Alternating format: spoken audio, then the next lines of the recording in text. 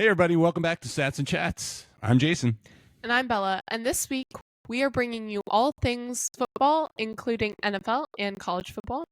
And later on in our episode, we'll be sharing our very own naughty and nice list. So with that, bing, bang, boom. Let's get started. Bing, bang, boom.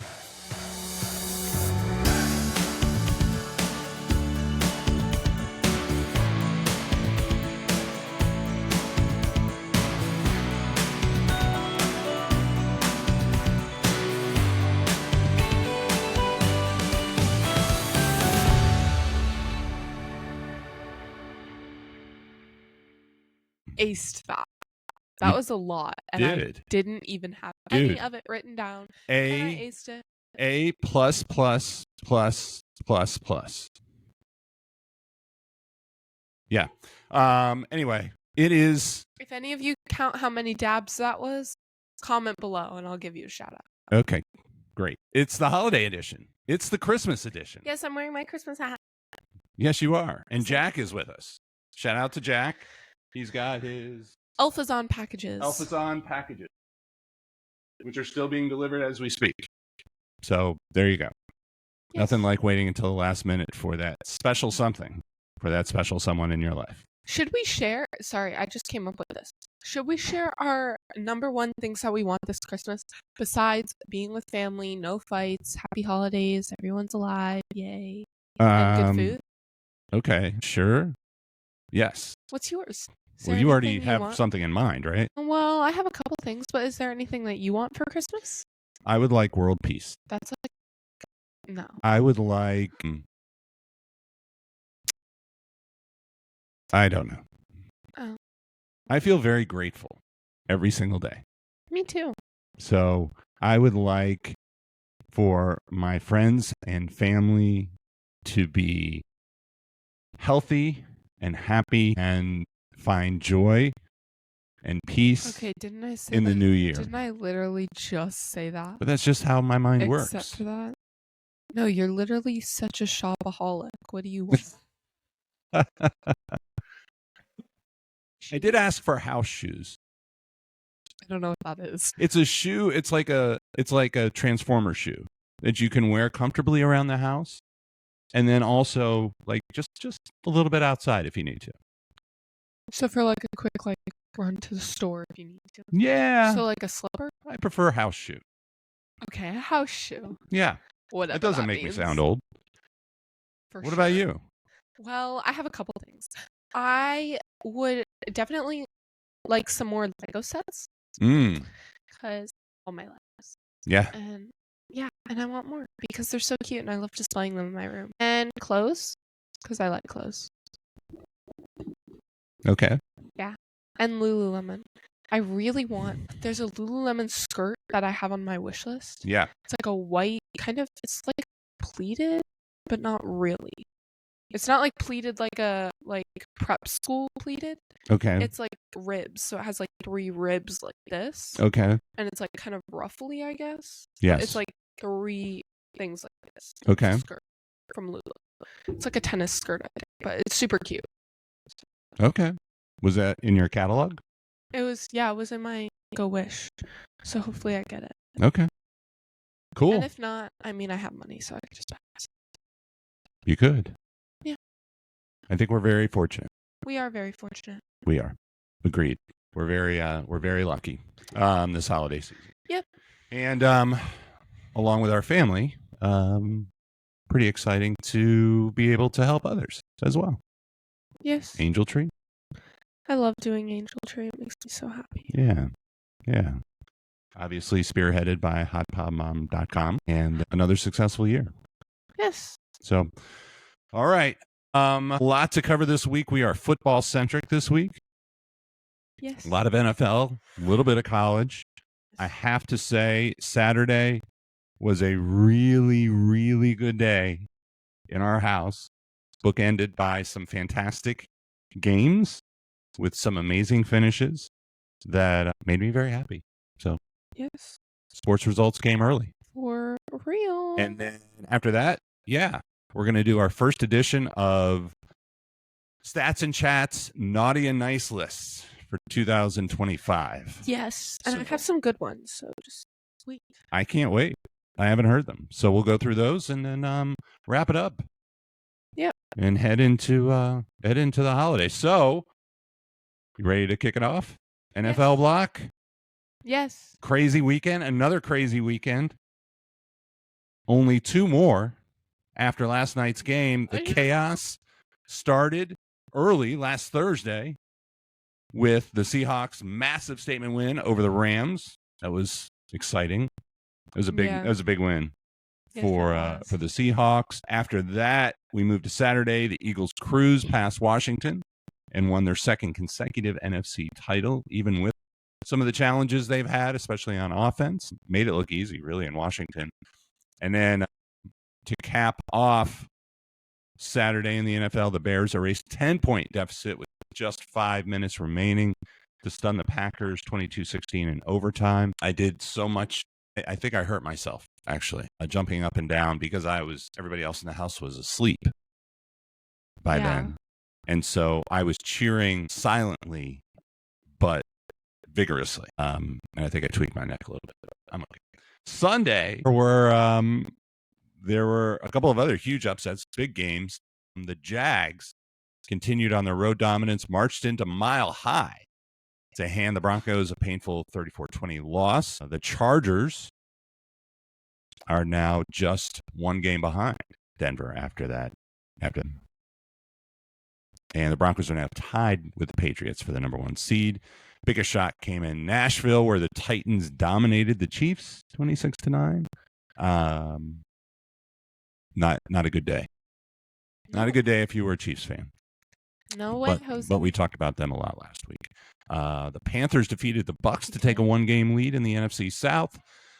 Detroit had the Steelers come in and knock them down and out. And with that loss, the Bears are now officially a playoff team, which was exciting. And then Sunday Night Football, the Patriots stunned the Ravens in Baltimore, 28-24. Drake May throwing for 380 yards after Lamar Jackson exited early with an injury. More clarity on the playoff picture after some big games and some big upsets. Yes. So 2 weeks left in the regular season now.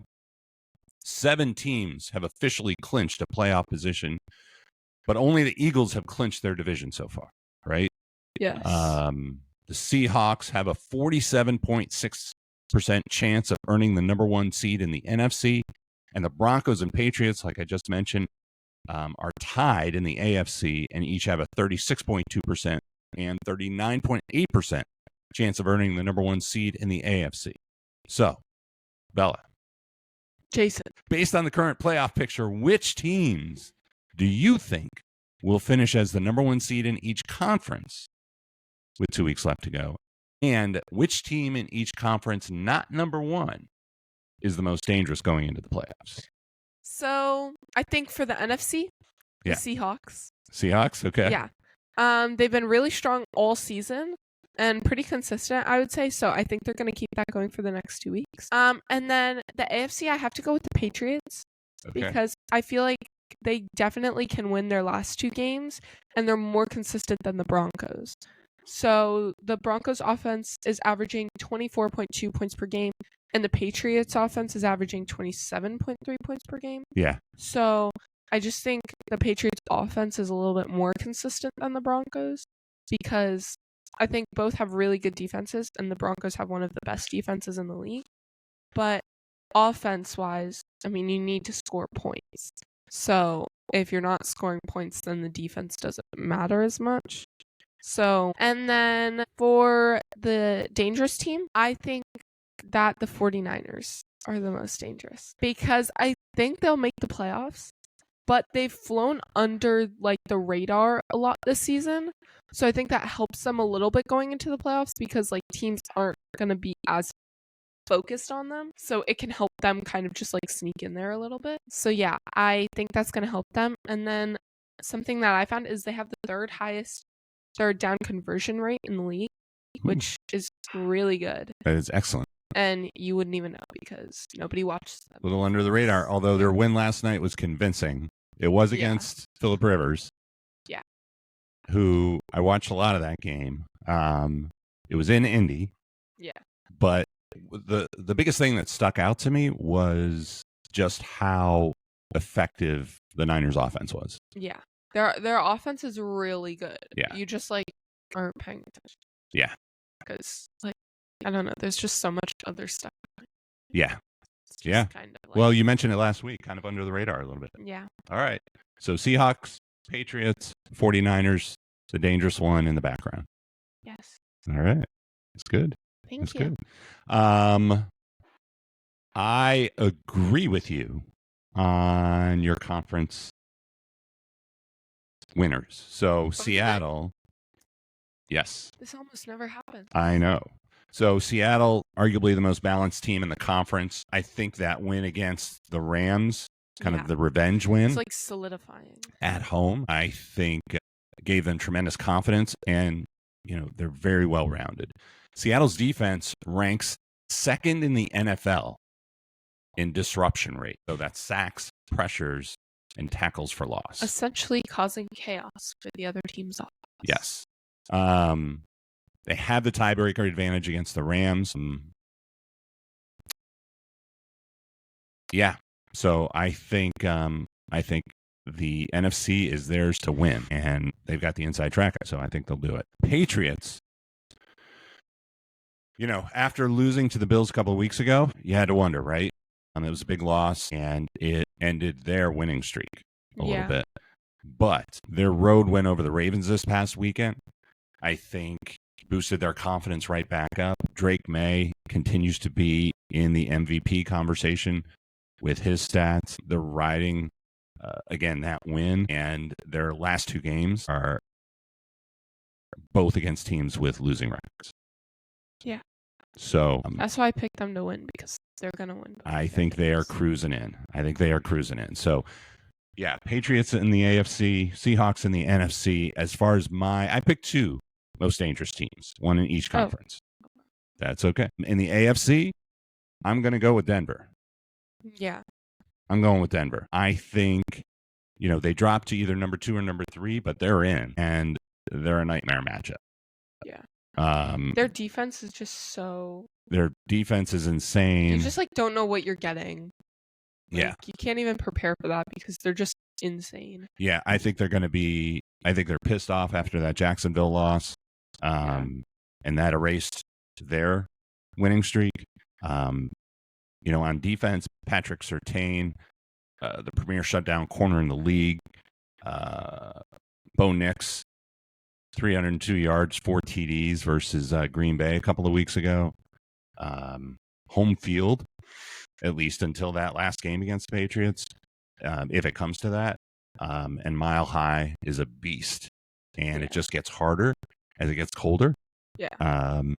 Especially with the altitude. So I say in the AFC, you got the Patriots and you got the Broncos. Yeah. I was honestly surprised that the Jaguars did so good there, because it's hard to play there. Yeah. And even in Colorado, it gets so much harder to breathe. So yep. Yeah.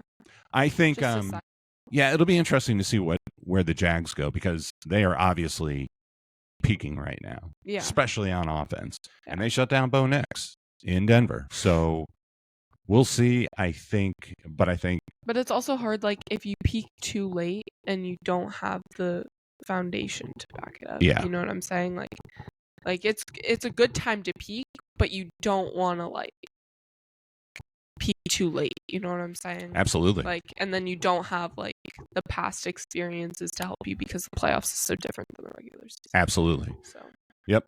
I think, it'll be interesting to see. I mean, the Jags are going to get in, but I think come playoff time, I would pick the Patriots or the Broncos. If there's a rematch, I'm picking the Broncos to win that game. Yeah. Just more of a complete team. Yeah. I agree. All right. So my most dangerous in the NFC that is not the Seahawks are the Chicago Bears. So they clinched a playoff spot, and, a lot of comparisons now with them to the Washington Commanders last year. So I think last week's win, it was the 6th fourth quarter comeback for the Bears. Caleb Williams is playing fearless football right now. They just know how to win. They are. It's like I mean I know people are comparing them to the Commanders, but that's not what I would do. I would compare them to the Eagles if that's who I was gonna compare them to, because I think like their rushing is gotten a lot better. Yeah. And I think that puts less pressure on Caleb. So when he throws the ball, he's actually like throwing it somewhere. Yep. And throwing it so that it can be completed. And I think that the way that they play and how they play at the end of the game is so much more similar to the Eagles than the Commanders. No, I think it's really good. So, I think that's great insight. If I was going to compare them to a team, I would compare them to the Eagles. Because like that, the way that they know how to win, I say this all the time, the Eagles know how to win. It's the same way the Bears are playing. Yeah. They know how to win. They figure out a way, Yeah. right? So like, and part of that is just also like the quarterback and like the team as a whole. Yeah. So yeah, that I would compare them to the Eagles. It's a great comparison. Yeah. Might be a little bold, but no, it's good. You know, the other piece that I think about with the Bears currently, after last week, they're ranked 5th in offense, total offense. They're plus 21 in turnover. That's good. Ratio, So by high. far number 1 in the league. Yeah. But you know, I think about what does it take to win in the playoffs, and we talked a little bit about this last week. It takes defense, which overall they're not great at. Right? Yeah. They're ranked 24th, so not great. But that turnover ratio, yeah, it helps them a lot. kind of equalizes that a little bit. But they're ranked number 2 in rushing. Yeah. And so when you think it's about an Eagles team. Like, when that's you, what I'm saying. yeah, when you think right, Saquon Like, last year, right? So good. When you think about December, January football, you're gonna need to run the ball in almost every stadium. Yeah. Right? Seahawks play outside. I'm telling you this. Patriots play outside. And Denver plays they're in outside. Chicago, and they already have cold weather experience. Yeah. Because it's in Chicago. Yeah. Like it's such an Eagles team. Like So I think for those reasons, they're the scary one in the NFC. I was thinking about picking them, but no, I mean there's a good argument for the Niners too. If I was gonna pick a second one, I would pick the Bears. Not focusing on well, their defense is ranked higher than the Bears. Yeah, no, their defense is. But their offense is actually ranked lower, which is surprising to me. Yeah. Cool. Okay. All right. So my thought is, because there are so many quarterbacks, I mean, you were talking about Drake May for a little bit, but because there are so many quarterbacks now who are like out of business, out of commission, let's say. I mean, like Lamar Jackson, Patrick Mahomes. Jackson might be back though. Yeah, I think he's that's supposed to true. come back. That's true. But anyway. But still, you get my point. Because of injuries, who do you think will be like the top quarterback in the NFL next year? Not including new rookies, because those are kind of hard to predict. Because they're not here yet. And also, I'm thinking more on the side of not your Josh Allen, Patrick Mahomes, Lamar Jackson. Like, who's going to be the next one? Yep. You want to go first? Sure. I can go first too if you want. Tell me who you think. Went first. I picked Drake May. Okay. Because I think he's been a really great asset to the Patriots, combined with the weapons that they have for him. And I think he had a really good opportunity to play as a starter this year. And he shed a lot of the rookie mistakes that like a lot of rookies have to go through. And he got rid of those so quickly, like you wouldn't even be able to tell. So I think he got a lot more comfortable this season. And so I think like unless he gets injured, he could easily take his team to the Super Bowl next season if they continue to keep the weapons that they have and build on their defense a little bit. Yeah.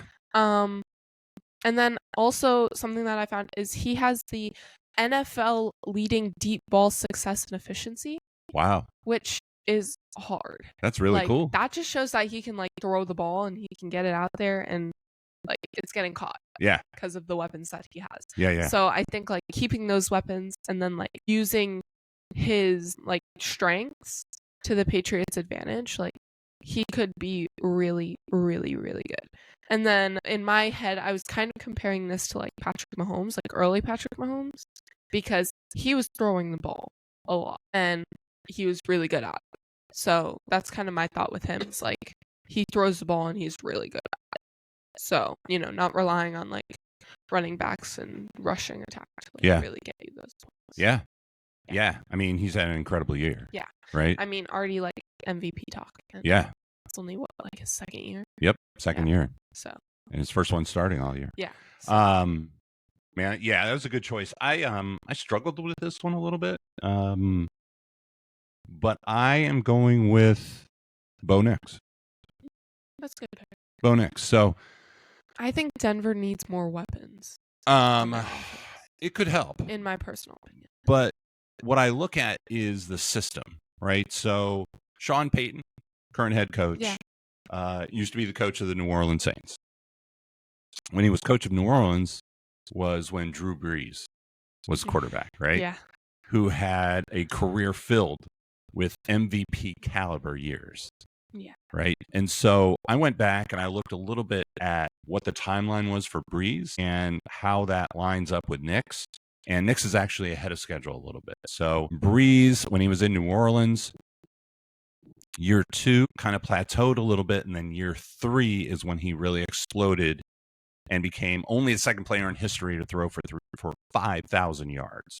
That's insane. He also led the league with 34 touchdowns. So that was year 3. We're currently in year 2 for Nix and Peyton, right? So that's one piece. Looking at the situation he's in right now in Denver, they have the number 1 offensive line. So PFF ranks Denver's offensive line as number 1 in the NFL. Least amount of pressure, which is crazy. They also have a historic defense. Yeah, their defense. They've logged over 55 sacks this year. Crazy.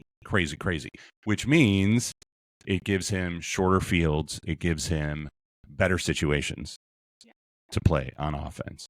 And then third, if you look at his toolbox compared to Brees, he's got a lot of the same passing skill, but he also has legs that Drew Brees didn't have.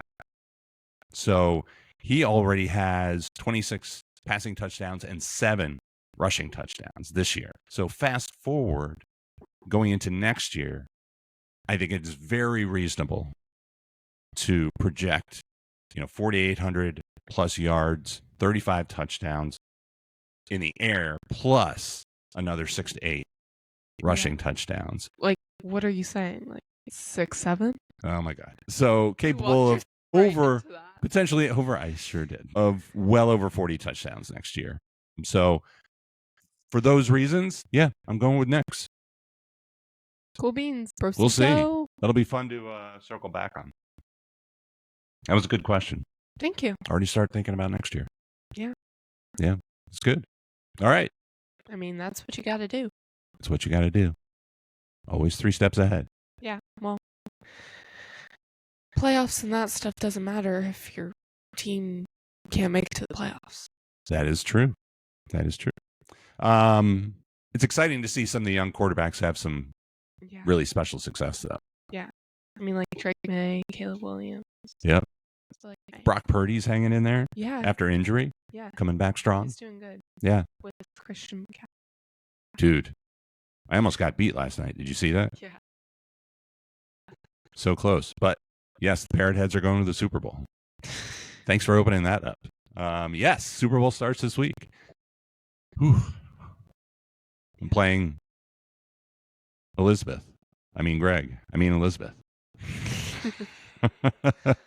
We mean Greg. So that'll be exciting. But yes, that was a battle to the wire. Yeah. Last night.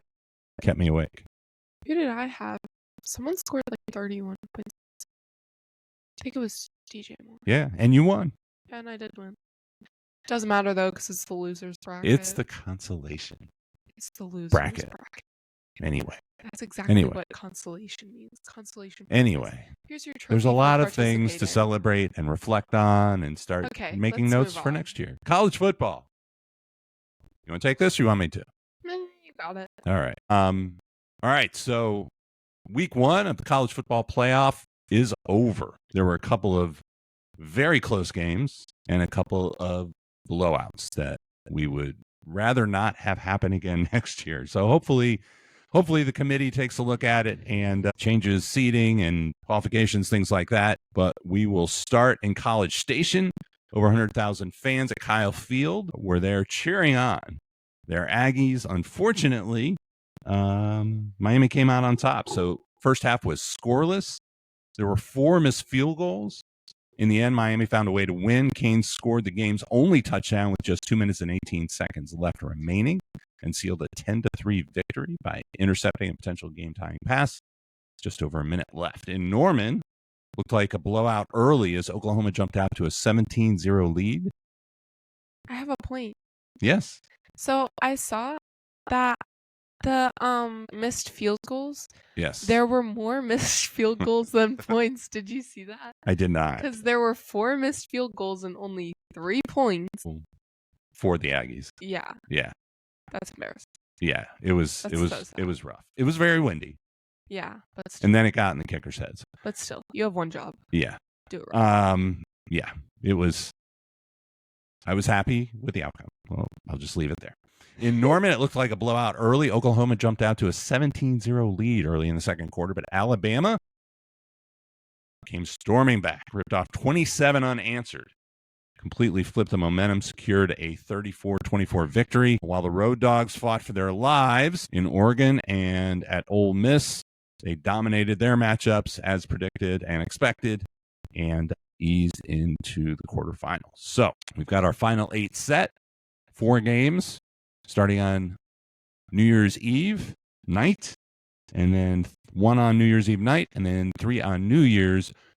Bella, which of the top 4 ranked teams that did not play last weekend that are playing this weekend has the greatest risk of being upset in their matchup? Texas Tech. Texas Tech. What's your argument? Well, they're playing Oregon, which we already discussed last week's episode could easily go all the way. Yes. Well, not easily, kind of difficultly, but they have the ability to go all the way. Yes. And then I think Texas is really gonna have to fight this week a little bit because basically they didn't have a game last week. Texas Tech. Yeah. Yeah. So they're not warmed up. Okay. No jitters out, no nerves out. Like, Yep. they're not feeling confident. Whereas Oregon just had like the most dominant game you could basically have. Yeah. And like chill win. Like they're feeling good. So basically everything we talked about last week, because you and I agreed on that. Yeah, exactly. And then also Oregon's defense is really good. And I think Texas is going to have a hard time with that because they already don't have the best run game. Yeah. So, yeah. Okay. And I don't think that their defense has really faced a test like Oregon's offense. Yep. So I think that's going to be a little interesting. Yep. But yeah. Okay. That's me. Yeah. I mean, it's hard not to agree with you. Exactly. I'm amazing. Are you? What's happening here? Okay. Stop laughing at me. You look very comfortable. Where's your hat? I'm wearing my sweater the whole time. Sweating my head. Dude, I'm wearing a sweater. There you go. Put that hat back on. Be merry and bright. Yay. Yeah, it's hard to disagree with you. I think that's a really strong argument and great potential. Agree with it? Yeah, but I picked somebody else. How could you pick somebody else? I know. Well, it's the biggest risk. It is the biggest still risk. A risk, but not the biggest risk. So I'm going with Ohio State. And yes, it's emotional, and it's emotional, there is a good chance that I'm wrong. There's a very good chance but that you're wrong. Can I at least explain my argument? You're wrong. Okay, I'm going to explain my argument. So it's really, obviously Ohio State's dominated all year except when they played Indiana. And then they lost. So here's my thought process. It's veterans versus freshmen, right? Yeah. So Miami is stacked with veterans starting at quarterback. Now, Carson Beck has had a good year. He has not had an amazing year. He has shown signs of greatness, and he's also turned the ball over a lot. A little too much. But he's also won a college football playoff game. And even though Julian Sayin was a finalist for the Heisman, he has not done that. And he's still a redshirt freshman. So, here's my argument. And this is very emotionally seated. Carson Beck has 3,000 plus yards passing this year, 25 TDs. He's got the experience. And even in a high pressure situation on enemy ground in front of 100,000 hostile fans, kept his composure, kept his team composed. Yes, composure. Kept his composure. I'm just helping you. Composure is not a word. He kept his composure, kept his team composed, and led his team to victory, right? Julian Sayin is fantastic, but he struggled in the championship loss to Indiana. Ohio State only scored 10 points. They lost 13-10. If Miami's defense gets in Sayin's head, it's going to be a fight. It's going to be a fight. You need interior pressure, which Miami delivers. One of the best defenses, one of the best defensive lines. Projected 2 first-round draft choices coming out of Miami's defense. So they need pressure. Ruben Bain causes chaos, and he will do it on New Year's Eve against Texas A&M, and everybody knows it. He's going to go first round. He had 3 sacks against Texas A&M, right? And 4 tackles for loss. Ohio State's offensive line has been shaky. They were shaky against Indiana. They allowed 4 sacks against Indiana in the loss. So I think if Miami's defense gets in the head of Ohio State's offense, this is going to be a game. And it's on neutral. It's on a neutral site. The other piece is the pressure factor. Ohio State is expected to win and expected to win it all. Miami's just happy to be here. They weren't expected to win last week. We're just happy to be here. They have absolutely nothing to lose. They're playing with house money. Ryan Day is 1-4 in his last 5 games against top 5 caliber defenses when scoring less than 24 points. 1-4. So if Miami keeps this low scoring, like they did with Texas A&M, who has an explosive offense, this is a game. And then it comes down to fourth quarter. And it comes down to who's more nervous and who's more confident. And for those reasons, Miami upsets Ohio State to ring in the new year with a victory at South Beach, where they head to the semifinals. See, this is your problem. You're so unrealistic. It involves one person. And if he's not affected, then you're wrong. We'll see. That's my prediction.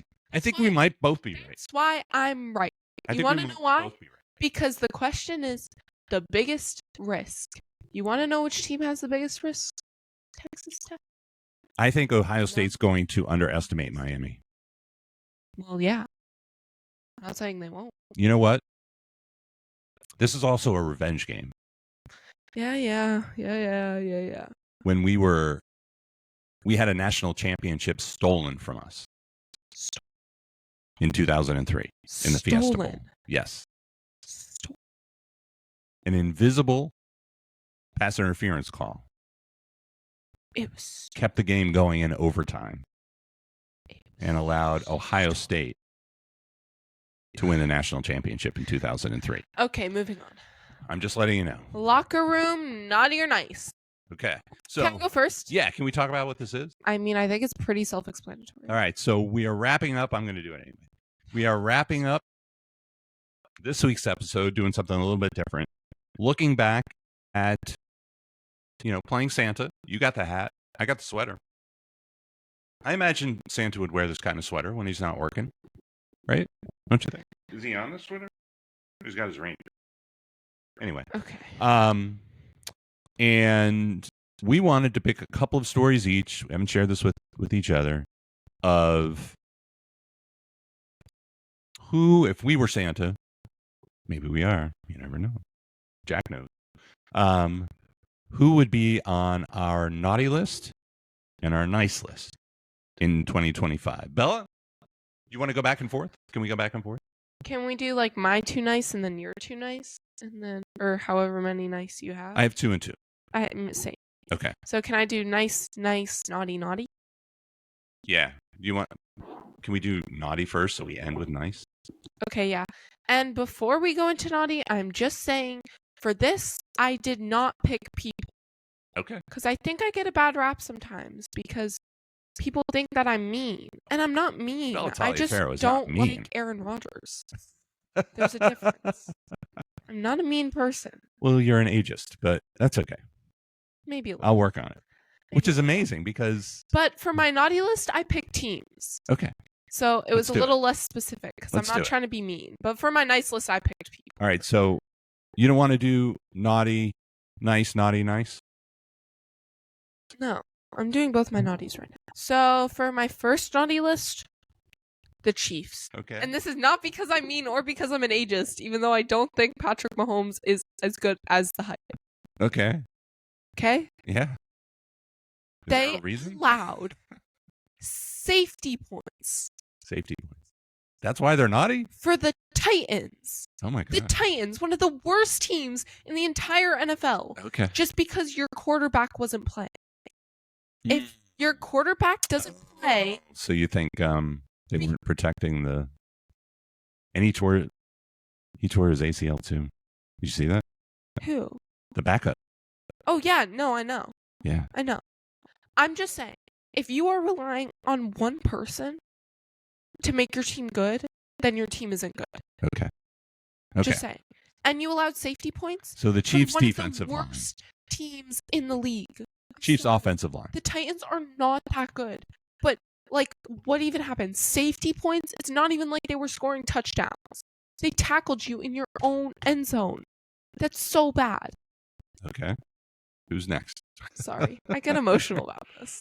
You get emotional about Miami. I get emotional about bad teams. No, it's fine. It's good. My second, I'm keeping this short and simple. Oklahoma losing a 17-point lead to Alabama. Okay. That is embarrassing. That should never happen.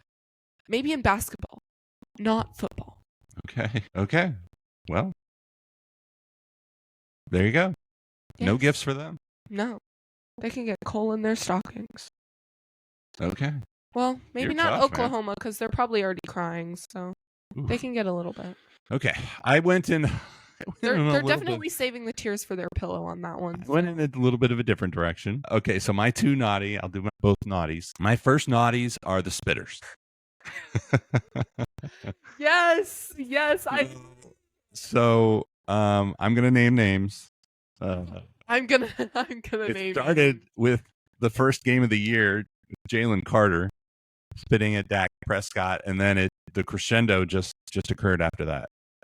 Just kept going. So we got Trayshawn Holden in Oregon. We got Jamar Chase in Cincinnati. We got 2 players. Jamar Chase was wild. Darius Curry and Liam Wortman in Colorado State. And we got Brendan Brett at University of Florida. So at least 6 high-profile spitters that were ejected and or suspended this year. That's so funny. I don't know why it started. Maybe it's been going on and we just haven't had the slow-mo to prove it. You're all naughty. All on the naughty list. All on the naughty list. So that's my first group. And then my second choice for the naughty list this year are the selfish corporate capitalists at ESPN and YouTube for forcing a 2-week blackout of college football games on YouTube TV because you could not settle your contract and made all of us fans and consumers suffer. So those are my 2 naughties. Fun stat about that one. Disney lost roughly $4.3 million per day in revenue during the blackout. Well, yeah, that makes sense. Okay, my nice list. Yes. So finishing on a positive. First on my nice list, I have defensive back Josh Blackwell for the Bears. Okay. who recovered the onside kick, Oh, yes. which My led to man. the Bears winning. Yes. So he definitely gets to be on the nice list this year. He got a game ball. Yes, I saw that. I was very happy for him. He deserved that.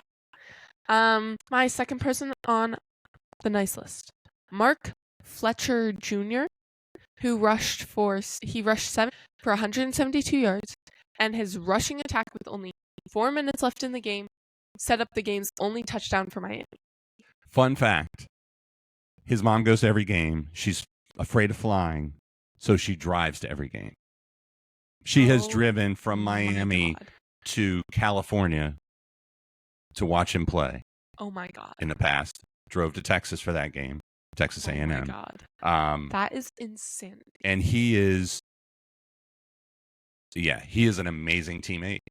Get your mom a private jet. They were talking, well, not yet, but once he starts playing on Sundays. I don't know. NIL deals. Yeah, I don't know how much. I mean, they were talking about him during the game. He asks coaches to help recruit new players into the program. So he'll ask the coaches if they have any new recruits coming in, like when he's not practicing, so he can come and walk them around and help convince them and tell them all the great things about playing in Miami. That's so nice. Yeah, the consummate teammate. So I completely agree with you on that one, on both of them. But yeah, oh my God, unsung so hero nice. and tremendous on the field. Like, so get the recognition, my man. Really, really hope he should be playing on Sundays after this year. He's had a really good game. I love it. All right, my two nice to finish it off. First one, Deion Dawkins, offensive tackle, Buffalo Bills, was just named the Walter Payton Man of the Year nominee for the 4th consecutive year, which is extremely rare in the NFL. So that's awarded to a player from each team that goes above and beyond for our listeners in community outreach and giving back. His foundation, Deion's Dreamers, focuses on mentoring underserved youth. In 2025, he funded Snowman's Winter Wonderland, providing coats, toys, and meals to hundreds of Buffalo families. Also hosts teacher appreciation events. He conducts field trips and participates in the Huddle for Hunger. So just an awesome example in the NFL. And there are a lot of somebody that truly makes it a personal mission to give back to the community. And my second person on the nice list this year, Tiffany Hayes, who is a guard for the Golden State Valkyries. She was the winner of the 2025 Community Assist Award. Her SIA Foundation focuses on helping overlooked youth move from survival mode to purpose by teaching them financial literacy and giving them mental health tools. She has personally mentored nearly 100 girls this season while being a part of launching a new franchise in Golden State. So kudos to Tiffany. Kudos to Deion. I think two great examples of athletes that truly take their role and make a positive impact, especially with families and kids in their communities. That's nice. Yeah. Good stuff. Good stuff. All right. That's a wrap. That's a wrap for the holiday Christmas edition. We'll be back next week with our year-end episode. We'll do a little bit. That's going to be very different, I think. Yeah. We'll do a quick recap. We're calling it Stats and Chats Wrapped. Stats and Chats Wrapped. Yep. We'll go through some highlights of the pod this year and maybe some highlights of sports this year. And then tee it off and get ready for New Year's Eve games, New Year's games, and NFL playoffs. Yes. But in the meantime, we hope everybody has a fantastic holiday. Yes. Hopefully with friends, with family. Hope everybody gets what they were hoping to get this year. I already have what I was hoping to get. Love, family, happiness, food, and a roof over my head. But truly grateful for everybody listening, and have a very Merry Christmas. Yes. Bye, everyone. Bye. Thank you.